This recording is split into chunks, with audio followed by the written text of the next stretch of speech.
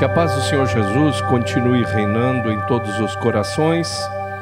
Nós vamos dar sequência a esta série que tem sido uma direção de Deus para que nós tenhamos uma qualidade de vida melhor, inclusive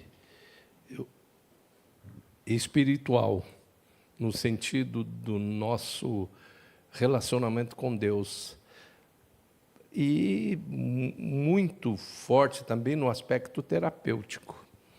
Então, nós estamos trabalhando todas essas terças-feiras nessa busca, convertendo armas em ferramentas. E isso está registrado, é o nosso texto básico para esta série, é Isaías 2, do versículo 1 ao 5. Onde o povo de Deus é convidado a fazer esse trabalho, converter armas em ferramentas. E na nossa vida, como lá era um contexto agro-pastoril, as ferramentas que apareciam lá e as armas eram bem, diria assim, rudimentares. Mas, contextualizando esse texto, nós vemos que existem muitas armas que precisam ser transformadas em ferramentas na nossa vida, para que definitivamente possamos mostrar que somos do bem.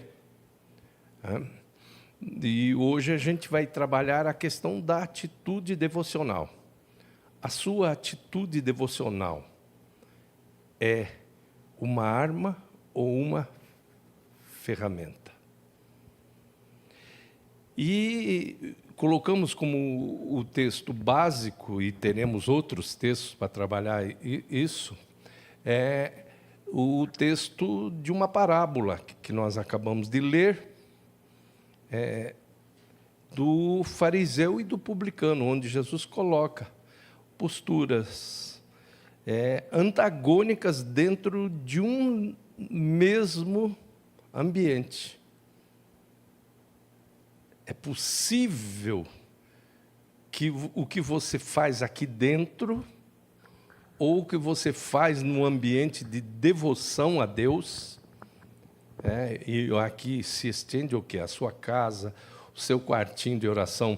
Nós dissemos no início da pandemia, que Deus permitiu a pandemia principalmente para resgatar o quarto de oração, que inexistia nas casas. E esse quartinho foi resgatado. As pessoas passaram a entrar. Tu queres ter uma audiência, tu queres ir ao Santo dos Santos, entra no teu quarto sozinho lá. Sozinha.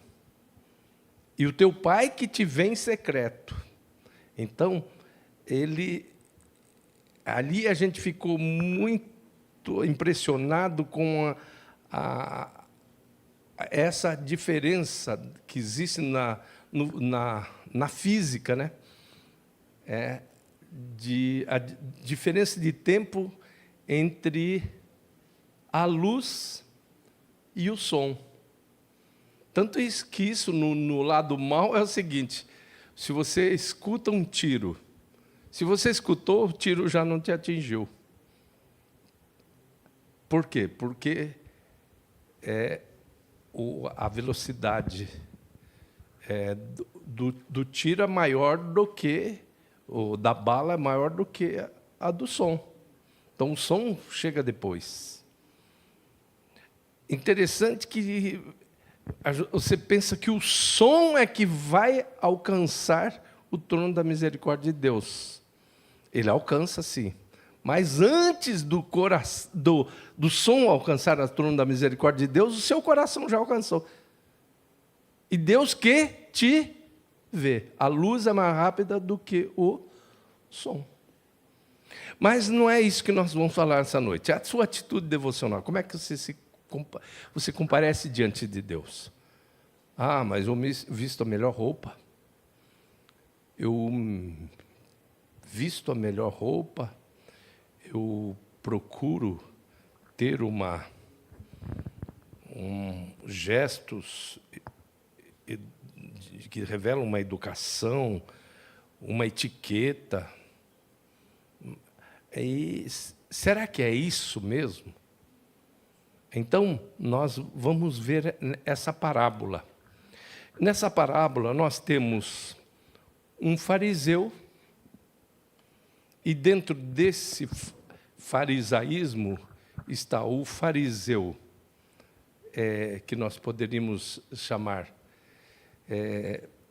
um fariseu propriamente dito, autodidata, ou um fariseu formado que era um escriba.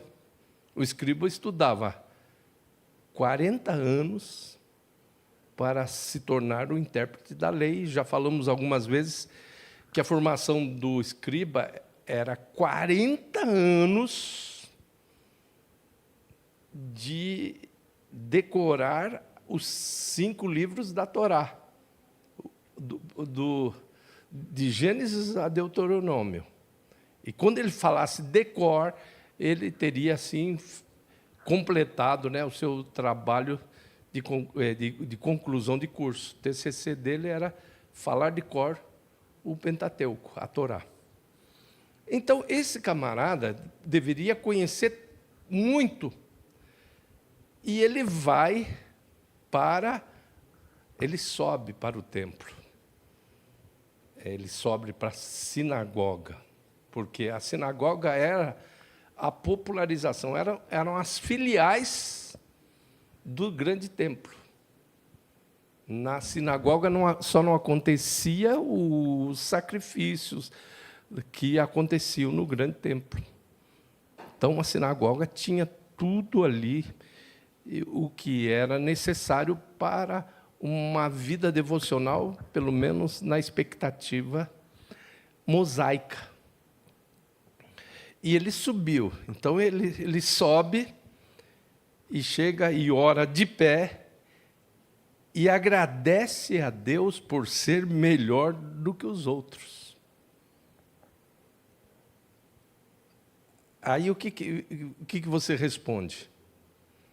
Ele está fazendo da sua vida devocional, da sua atitude devocional, uma arma ou uma ferramenta? Te agradeço, Senhor, te agradeço, Pai, porque eu sou melhor do que todos, inclusive melhor do que esse miserável desse publicano aqui. E aí o publicano ora de pé também, mas fica de longe, abaixa a cabeça e bate no peito. E aí vamos falar do conteúdo de cada um deles, embora eu já tenha falado um pouquinho da postura do fariseu, já adiantei um pouco do conteúdo que ele tinha esboçado. O fariseu fala assim na sua oração: ó Deus, graças te dou porque não sou como os demais homens, roubadores, injustos e adúlteros, nem como ainda esse publicano. O que ele está fazendo da sua atitude devocional uma arma ou uma ferramenta? E aí o publicano ora assim: ó Deus, tem misericórdia de mim, miserável pecador. Aí a gente lembra de Paulo, o grande Paulo, formado aos pés de Gamaliel,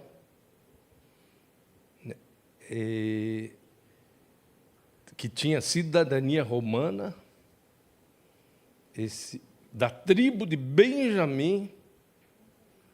Ele diz: essa é uma palavra fiel e digna de toda aceitação, que Jesus Cristo veio ao mundo salvar os pecadores, dos quais eu sou o principal.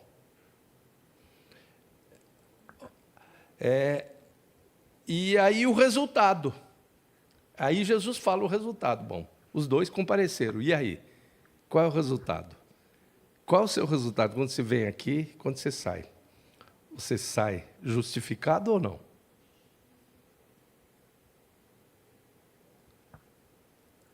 O fariseu, o resultado dele não saiu justificado para a sua casa.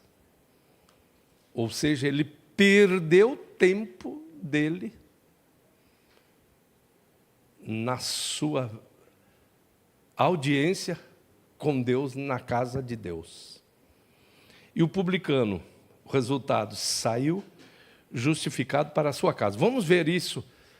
Você tem isso aí? Vamos lá, vamos ver isso. Tem? Conseguiu ou não?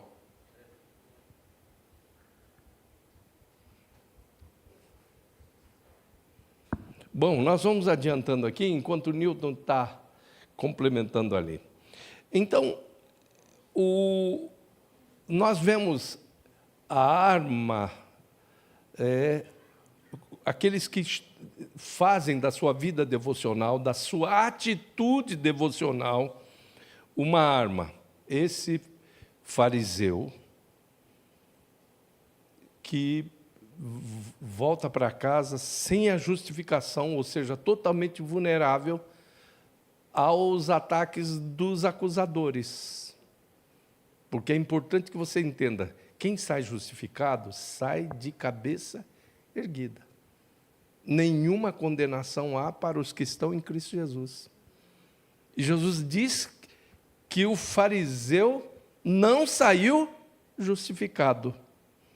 Então, ele fez da sua vida devocional, da sua atitude devocional, uma arma voltada contra si próprio.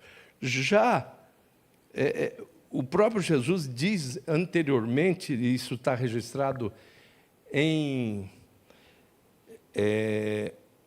Mateus 5, do 23 ao 24. Quando vieres diante do altar, e aí te lembrares de que teu irmão tem alguma coisa contra ti, deposita diante do altar a tua oferta, vai reconciliar-te primeiro com ele, depois vem e oferece a tua oferta.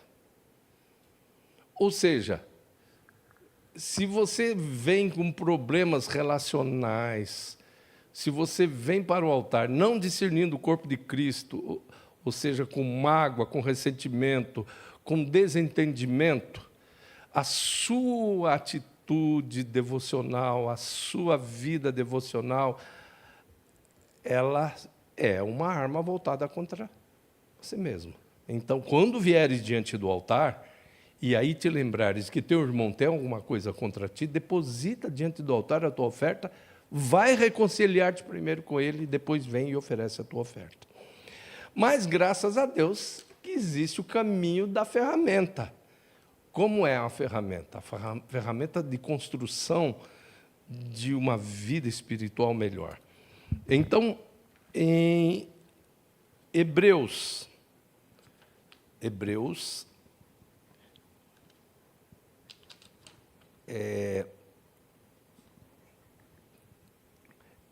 10, do 19 ao 13. Hebreus 10, do 19 ao 13.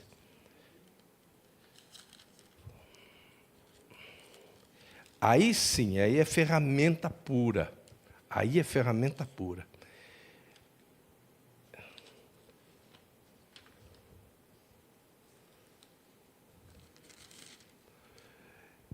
Tendo, pois, irmãos, ousadia para entrar no Santo dos Santos, pelo sangue de Jesus, pelo novo e vivo caminho que Ele nos consagrou, pelo véu, isto é, pela sua carne, e tendo um grande sacerdote sobre a casa de Deus, aproximemo-nos com um coração sincero, com plena certeza de fé, com o coração purificado da má consciência, e tendo o corpo lavado com água limpa. Sem vacilar, mantenhamos inabalável a confissão da nossa esperança, pois quem fez a promessa é fiel. Aí sim, aí dá para entrar. o sumo sacerdote, uma vez por ano, entrava no Santo dos Santos. E ele tinha que passar pela pia de bronze, lavar as suas mãos e os seus pés. Isso, no sentido espiritual, era uma demonstração de que ele estava purificado por fora e por dentro, tendo os corações purificados da má consciência e o corpo lavado com água limpa. E aquela pia era uma pia de bronze, bronze polido. Naquele tempo não existia o espelho com essa película de prata que existe hoje, que passou a existir em 1884 só. Antes, os espelhos eram de bronze polido. O que é o bronze? O bronze é o cobre com estanho, aí forma o bronze, e o bronze alcança um polimento tão forte que você pode se ver nele. Então, quando você vê a história de Vasti, que ela ficou dentro do seu quarto, era cheio de espelhos, mas os espelhos eram de bronze polido. E aí o sumo sacerdote, ele se encurvava sobre a pia de bronze, e a intenção do Espírito Santo é de que ele se enxergasse por dentro. Eu estou purificado? Eu estou em paz com todo mundo? Eu estou em paz verticalmente? Em paz horizontalmente? Porque se eu não estiver, quando eu entrar lá dentro, eu vou ser fulminado pela glória de Deus. E era mesmo. Se ele não passasse pela pia de bronze, quando ele entrava lá dentro, a glória de Deus o fulminava. E dizem os historiadores que a maioria dos sumos sacerdotes entrava com uma corda amarrada no tornozelo. Porque se ele fosse fulminado pela glória de Deus lá dentro, ninguém seria louco de entrar lá para tirar o corpo dele. Então ele era puxado pela corda para tirar o corpo fora, o corpo já sem vida. E como é que se sabia que se ele estava vivo ou morto lá dentro? Então ele trazia no peitoral, alternando campainhas e romãs. O que é campainha e romã? Só para você entender. No peitoral tinha campainhas e romãs. Isso era o que a gente pode dizer na prática? O que é a vida de um sacerdote. Todos nós somos sacerdotes, vocês mulheres são sacerdotisas. Jesus nos fez dessa maneira. Ele é o sumo sacerdote, ele nos fez reis e sacerdotes. Nós temos que alternar teoria e prática. As campainhas eram ocas. As romãs eram brutas e elas batiam uma na outra. E o som mais da batida da romã na campainha produzia o som. Então eles escutavam. Quem estava do lado de fora falou: não, ele está vivo, está lá dentro, está ministrando lá dentro do Santo dos Santos. Glória a Deus. Mais um ano de perdão. Mais um ano. Nós estamos representados pelo sumo sacerdote, fomos alcançados pela graça de Deus. Mas se ele não lavava as mãos e os pés, não olhava para o espelho do bronze polido da bacia, ele não se via. E ele entrava, levava isso na base da o quê? Da liturgia, de qualquer coisa assim, mecânica, marcar cartão. Mais uma vez eu vou entrar no Santo dos Santos. Ele não levava aquilo muito a sério. O que acontecia? Ele era fulminado. Aí você pergunta, o que é isso na prática? Para nós, na nova aliança. Quando nós vamos para a mesa do Senhor, devemos passar pela pia de bronze. Examine-se, pois, o homem a si mesmo. Ele passa pela pia, que é a bacia d'água, no lava-pés, nivela, todos são nivelados, mestres e alunos, discipuladores e discípulos, são todos nivelados. Ele, ao lavar o pé, você não enxerga muito o pé da pessoa, enxerga a água está mostrando para você quem é você, como você está. Examine-se, pois, o homem a si mesmo.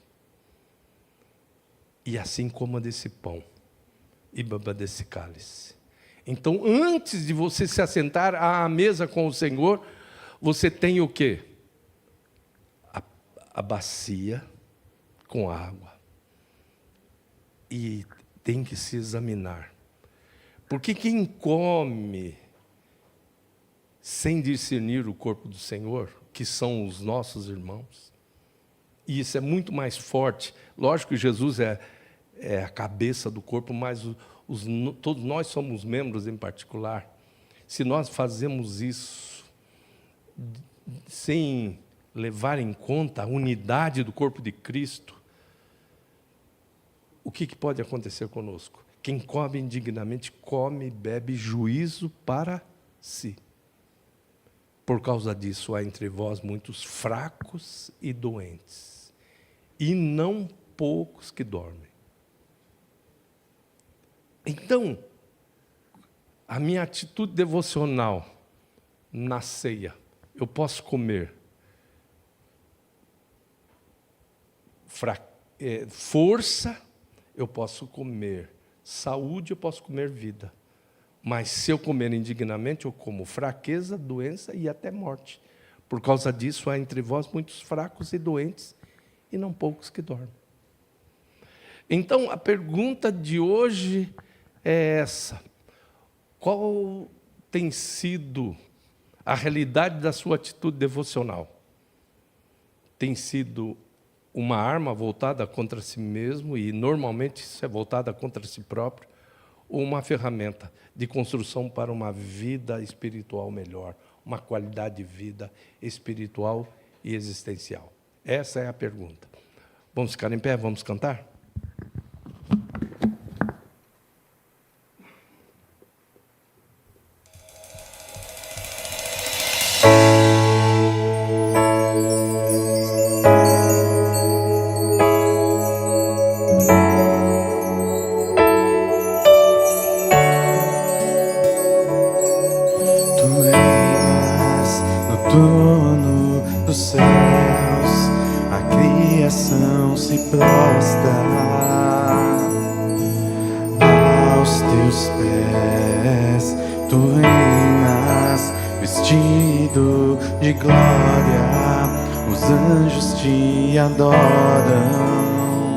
Aos teus pés,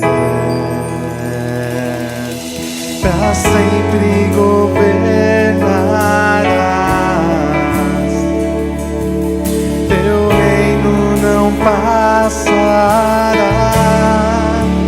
Ó Santo Deus, fico maravilhado. Tu és muito mais do que eu possa pensar. Ó Santo Deus, quebra o vaso de alabastro sobre o Deus que sabe me maravilhar. Tu és totalmente amável, tesouro desejável.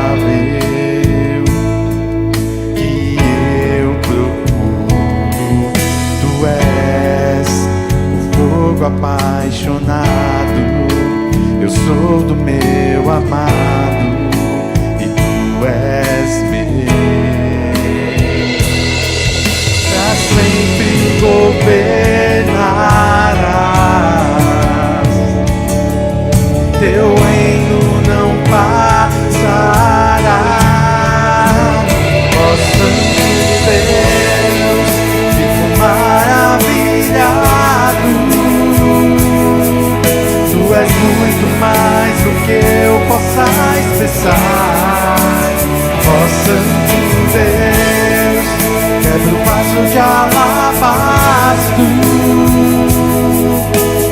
Deus que sabe me maravilhar. Derramo o meu louvor sobre ti, derramo o meu amor sobre ti, derramo o meu louvor sobre ti, derramo o meu amor. Ó Santo Deus, fico maravilhado. Tu és muito mais do que eu possa expressar. Ó Santo Deus, quebra o vaso de alabastro.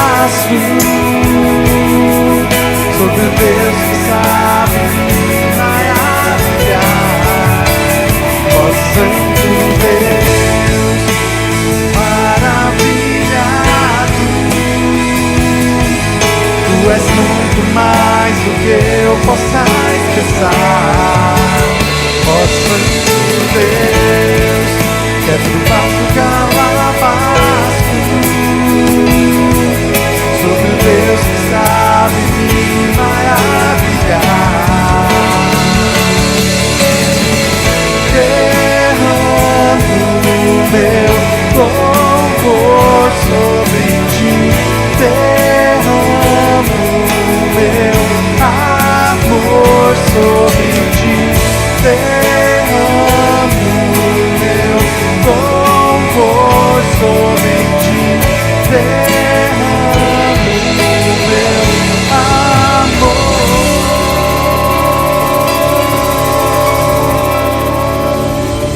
Que lindo.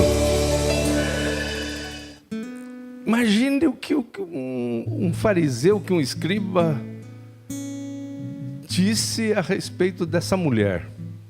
Olha só. Imagina uma coisa ridícula.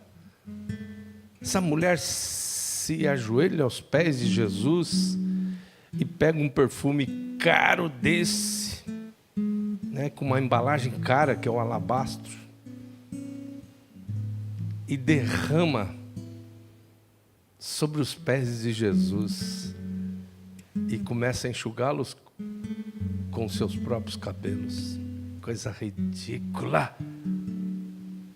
O fariseu, o escriba, os caras que entendiam tudo, estudar 40 anos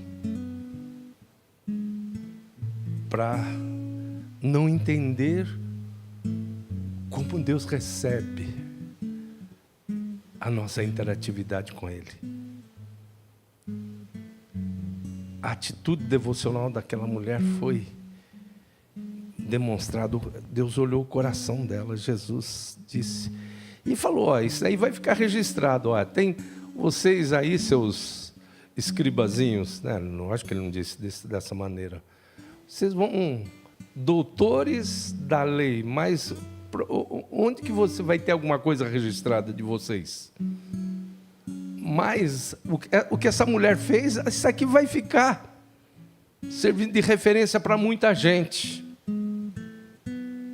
porque ela derramou ali o seu coração, ela viu o coração. É como diz Paulo lá em Romanos 8, e aquele que examina os corações, examina o que? Os corações, sabe qual é a intenção do Espírito. Nós vamos orar nesse instante. E às vezes a gente pensa que está agradando. Tive uma experiência de uma pessoa que pensou, magoada, fez chá e pipoca num retiro à noite para um grupo grande de pessoas. E ele pensou que ele estava fazendo melhor, mas o coração dele estava amargo. Essa pessoa, esse senhor, que posteriormente se tornou um pastor, inclusive. E Deus teve uma conversa com ele e ele falou, gente, depois que terminou o momento da oração, ele falou, gente, eu preparei pipoca e chá de capim-cidrão lá para vocês, frio à noite, não tinha coisa melhor que uma pipoca quente e chá. Quando ele bateu a mão no balcão assim para jogar as pernas para sair do outro lado, do lado onde estava o fogão e as coisas, os pés dele foi por cima e caiu um pé dentro da bacia de pipoca e o outro dentro do balde de chá. Um se voltou contra o outro, não ficou uma gota de chá e não ficou uma pipoca enxuta. E ele começou a chorar e entender que Deus olha as nossas motivações. Com que motivação você faz as coisas? Ele estava fazendo por fuga. Ele estava cheio de mágoa, de ressentimento. Então, pense nisso. Pense no fariseu, pense no publicano. Olha o que é a arma, uma coisa linda que é a vida devocional, que é a atitude devocional. Que pode ser, então, essa arma voltada contra nós mesmos, mas pode ser uma ferramenta linda que nos aproxima de Deus, que nos dá a sensação de estarmos bem com Deus. Se o nosso coração não nos condena, maior é Deus que o nosso coração. Vamos orar. Senhor, nós te louvamos, porque a tua palavra foi clara e objetiva, e naqueles que são adoradores, os verdadeiros adoradores te adoram em espírito e em verdade. Olha para nós, meu Senhor, olha para nós. Trabalha na nossa vida. Maravilhoso Espírito Santo, tu que és aquele que glorifica o Senhor Jesus. Ninguém diz que o Senhor é o Cristo vivo, que Jesus Cristo é o Senhor, senão através de ti mesmo, ó Espírito Santo. Então, faze-nos pessoas sábias, diligentes na nossa vida devocional, na nossa atitude devocional. Trabalha na nossa vida. Que o nosso coração esteja preparado. Que passemos, sim, de maneira espiritual pela pia de bronze polido e vejamos a nossa condição para nos apresentarmos diante de ti. Ó Deus, nós oramos em nome de Cristo Jesus e para a glória de Jesus dizemos amém. Graças a Deus. E nós vamos